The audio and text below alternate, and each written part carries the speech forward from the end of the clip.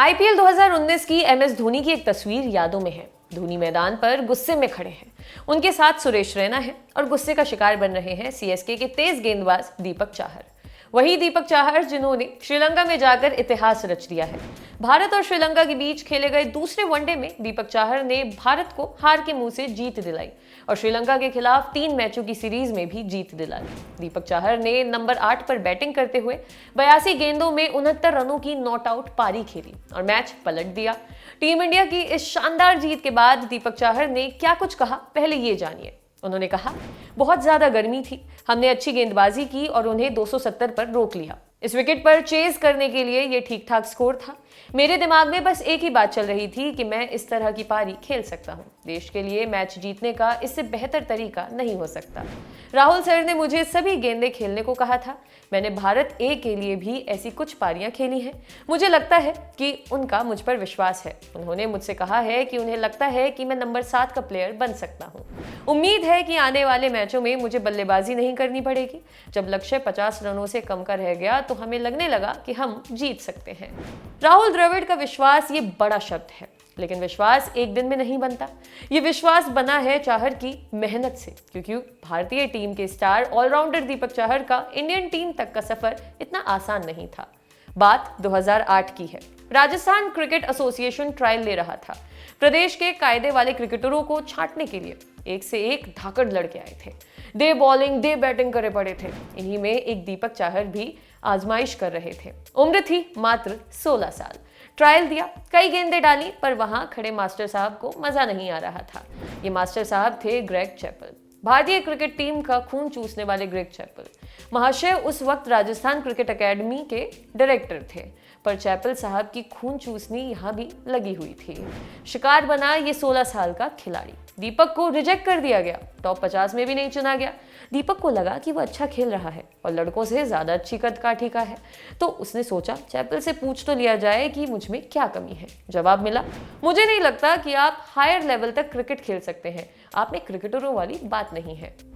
इससे कड़वी बात दीपक ने पहले कभी नहीं सुनी थी। आंखों में आंसू थे, पर उन्होंने खुद को संभाला। खून का घूंट पीकर वहां से लौट आए। लौटे इसलिए ताकि वापस आ सके, जवाब दे सके, और जवाब दिया। 2 साल बाद सिर्फ चैपल को ही नहीं, पूरी दुनिया को, हर उस आदमी को जिसने उसे नकारा था। कैसे, अब जान लेते हैं।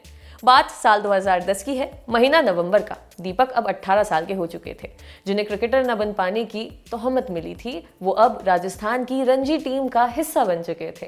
पहला मैच खेलने जा रहे थे, स्टार बनने जा रहे थे। हैदराबाद के खिलाफ खेले गए इस मैच में दीपक ने 8 विकेट चटकाए, मात्र 7.3 ओवर में। रन दिए खाली 10, उसमें भी 2 ओवर मेडन। हैदराबाद की लंका लग गई थी। पूरी टीम 21 रनों के स्कोर पर पवेलियन लौट चुकी थी। 78 मिनट भी नहीं लगे थे इस घटना के घटने में, इतिहास बनने में। ये रणजी ट्रॉफी का तब तक का किसी टीम का सबसे कम स्कोर था। 76 साल बाद ये रिकॉर्ड टूटा था। माने पहले ये रिकॉर्ड बना था 1934-35 के रणजी सीजन में। भाग्य फूटा था दक्षिण पंजाब का। उसने नॉर्थ इंडिया के खिलाफ 114 रनों का पीछा करते हुए 22 रन बनाए थे। उस साल राजस्थान का भाग्योदय किया दीपक चाहर ने। 77 साल में पहली बार राजस्थान को रणजी ट्रॉफी जितवाने में अहम रोल निभाया। सीजन में 30 विकेट लेकर दूसरे नंबर पर रहे। दीपक चाहर को 2016 में पहली बार आईपीएल में साइन किया गया। ऐसा बताया जाता है कि दीपक चाहर के टैलेंट को पहचानने वाले शख्स उस वक्त के राइजिंग पुणे सुपर जॉइंट्स के कोच स्टीफन फ्लेमिंग थे। उन्होंने दीपक को एक प्रैक्टिस मैच में 50 लगाते देखा और टीम के लिए बतौर बैटिंग ऑलराउंडर चुन दिया। हालांकि दीपक चाहर को पहचान दिलाने वाला आईपीएल सीजन आया 2018 में चेन्नई सुपर किंग्स की तरफ से। 2018 आईपीएल में उन्होंने शानदार बॉलिंग की। धोनी ने उन पर जो भरोसा जताया उसे बचाए रखा। अब सोचने वाली बात यह है कि दीपक ने 2010 में इतना शानदार तरीके से डेब्यू किया, टीम को रणजी ट्रॉफी जितवाई, तो वो 2018 में जाकर क्यों सबकी नजरों में आए? इतने साल कहाँ गायब थे? इसका जवाब है उनकी फिटनेस। 2011 से 2014 के बीच वो कई बार चोटिल हुए। एक वक्त तो लगने लगा कि धमाकेदार तरह से करियर का आगाज करने वाले दीपक का करियर खत्म होने वाला है, मगर ऐसा नहीं हुआ। दीपक ने वापसी की और शानदार तरीके से की। फिलहाल धोनी सेना में उनका सिक्का चल ही रहा है। दीपक को 2011 और 2012 में राजस्थान रॉयल्स ने अपनी टीम में जगह दी, मगर उन्हें एक भी मैच में खेलने का मौका नहीं दिया।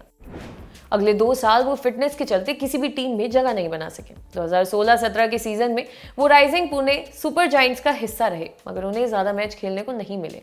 जो 4-5 मैच खेलने को मिले उनमें वो कुछ खास कर नहीं पाए। पर 2018 में उनकी किस्मत चमकी। उन्हें चेन्नई सुपर किंग्स ने 80 लाख में खरीदा। चेन्नई के लिए ये फायदे वाला सौदा भी साबित हुआ। वो पूरे टूर्नामेंट में छाए रहे। चाहर खुद बताते हैं कि धोनी उनको काफी मोटिवेट करते थे, उन पर भरोसा जताते थे। उसी की बदौलत वो अच्छा खेल पाए। दीपक के क्रिकेटर बनने की कहानी का सबसे दिलचस्प पहलू उनको चैपल का रिजेक्ट करना नहीं है, दिलचस्प है उनके और उनके पिता लोकेंद्र चाहर के बीच का रिश्ता।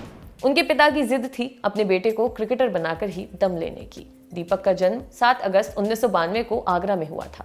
जब दीपक 10 साल के थे तब से ही लोकेंद्र ने उनको जयपुर की जिला क्रिकेट एकेडमी में एडमिशन दिलवा दिया था।